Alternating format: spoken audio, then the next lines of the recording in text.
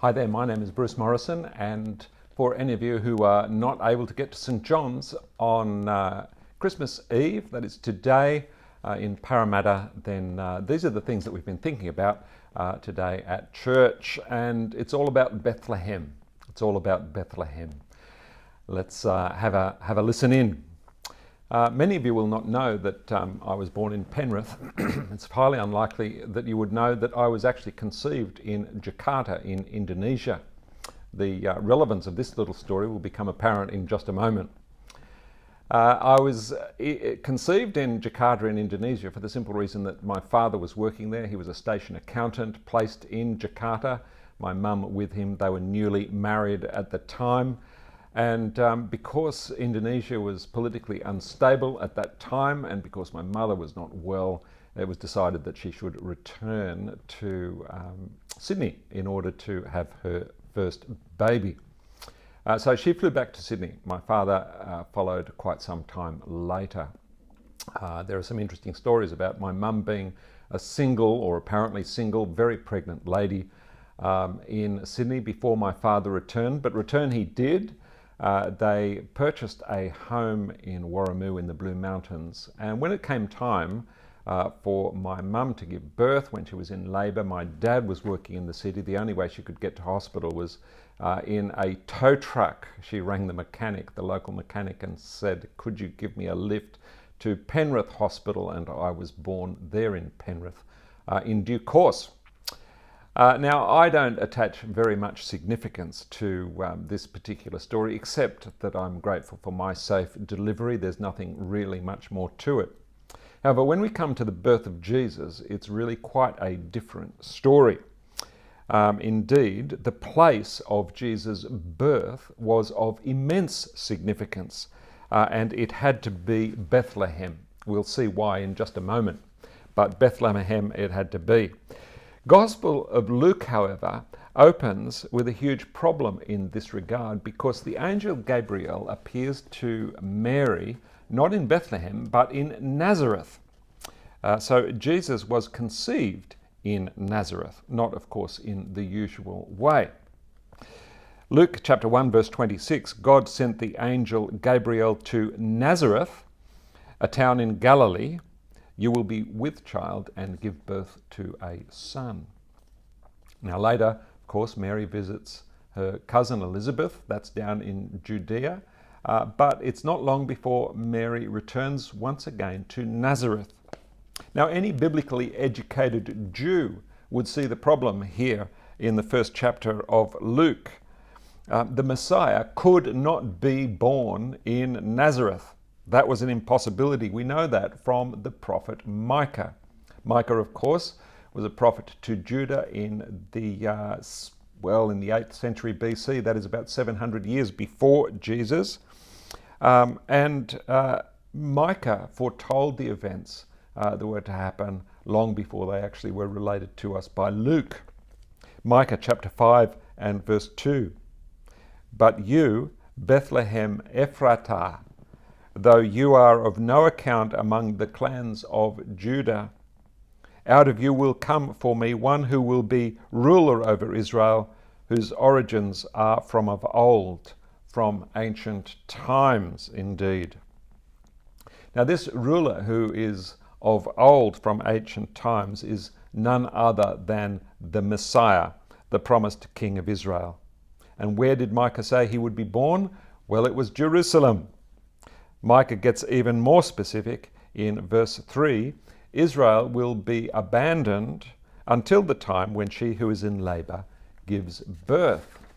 So we have a specific place, namely Bethlehem. It's just a tiny village, 6 kilometres out of Jerusalem, and we have a specific event. That is, a woman goes into labour and gives birth to a child, a son. Why is this important? Well, it's important because in Micah, the birth of this child in Bethlehem is what we call a trigger event. That is, a comparatively insignificant event in human history is actually a trigger for something of huge significance. Many years ago, I was working for Qantas, and it was a very ordinary day for me. I was working at my desk when my boss, whose name was David, came over to where I was working and introduced to me a new girl in the office. Her name, Michelle, and I took a significant interest. Any observer would have said, well, that was just a trivial event. But it was not a trivial event for me, nor for her as it turned out. Michelle and I were married a few years later. That event changed the course of my life, and wonderfully. You could say that that introduction from David, my boss, was a trigger event. It's an event certainly that I remember very, very well. Now in Micah, the birth of a child in Bethlehem is a trigger event. And look at the outcome that is prophesied by Micah in Micah chapter 5 and verse 4. Let me read this to you. He will stand, this child, once grown, he will stand and shepherd his flock in the strength of the Lord, in the majesty of the name of the Lord his God. And they will live securely, for then his greatness will reach to the ends of the earth, and he will be their peace. So this seemingly insignificant event in human history, in a tiny little town of no significance whatsoever, is actually the trigger event for an entire new age.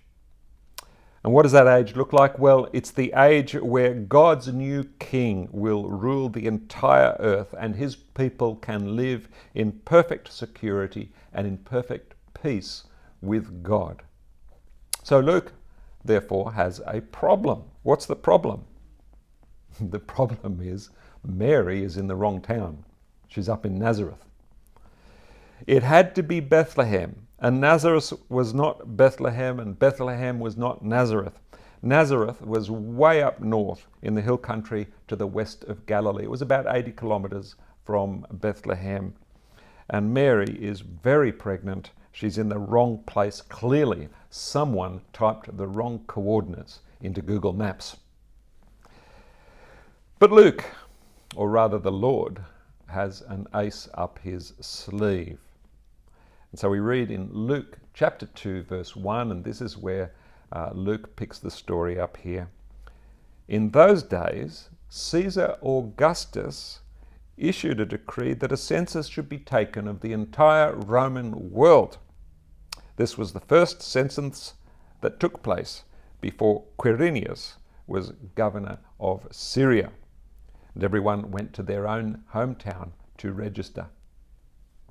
So Joseph also went up from the town of Nazareth in Galilee to Judea and to Bethlehem, the town of David, because he belonged to the house and the line of David. Well, there you have it. Like a horse coming from behind, Joseph thunders down the track to Galilee to cross the finish line with a very pregnant Mary in Bethlehem with seconds to spare, ahead by a nose. They have barely arrived, and Mary promptly goes into labour, gives birth to a son, in fulfillment of Micah chapter 5. The Messiah was born in Bethlehem. Now, of course, you might say, why was Micah so insistent that it had to be Bethlehem? And we begin to see some of the significance of this birth with the answer to that question. Why Bethlehem? Well, Luke alludes to this when he says and refers to Bethlehem as the town of David. We often talk about Jerusalem as the city of David. Indeed it was. But here Luke is not referring to the city of David's palace and rule. He's referring to his birthplace. For indeed David, the very first, or the most prominent at least after Saul, the most prominent king of Israel, the one who originally took on that title of Messiah, King David, was born in Bethlehem, in that little town. The Messiah had to be the son of David. And indeed, of course, Joseph was of the line of David. But Jesus was then to be born in the town in which David was born. So the Lord had said to David, all the way back 1,000 years before Jesus, I will raise up your offspring to succeed you, who will come from your own body, and I will establish his kingdom. Your house and your kingdom shall endure forever before me. Your throne shall be established forever. Of course, Jesus had to be born in Bethlehem. Where else? He is the son of David, the King of Israel. Now, just think with me, though, for a moment about the irony that Luke has brought to bear in this passage. It's easy to miss. You see, Joseph himself didn't think, as Mary was pregnant, I've got to get Mary down to Bethlehem in order that this child, the son of David, the descendant of David, can be born in Bethlehem. Joseph never thought about that. How is it that they came to be in Bethlehem? Well, it was a decree by Caesar Augustus. Now, the word Augustus means supreme or majestic, great, magnificent. This was the title that Caesar had. But really, Luke is asking you to consider this question. Who truly is the supreme ruler of the universe? And it is certainly not Caesar. Indeed, it is God himself who makes Caesar Augustus an instrument simply to fulfill his own word and purpose given through the prophet Micah. Now, the rest of the story here in Luke chapter 2, verses 1 to 6 is really just filling out the details. And it's very brief. Joseph went to Bethlehem to register with Mary, who was pledged to be married to him and was expecting a child. While they were there, the time came for the baby to be born, and she gave birth to her firstborn, a son. She wrapped him in cloths and placed him in a manger because there was no guest room available for them. If you read carefully, Luke is being very careful, indeed very diplomatic here in the way he phrases this.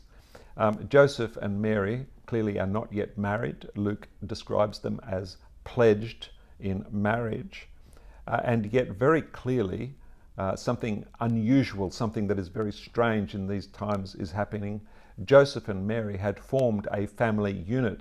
We would say they were living together, something that's very common in our time, not so common in first century Israel. How was it that they were living together? Why had they formed this household together? The answer is, of course, Mary was pregnant.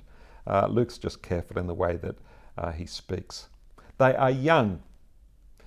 In the first century Israel, a woman would be merely 12 or 13 when she was pledged in marriage. Most likely Mary is a young teenager. They are poor. They have come a long way from home. They don't know the place that they are going to. They have nowhere to stay. And so they make do. And the baby Jesus is placed in what we commonly call a manger, but really it was a feeding trough for cattle. And so that divine, impossibly humility, that impossibly divine humility is the phrase I wanted.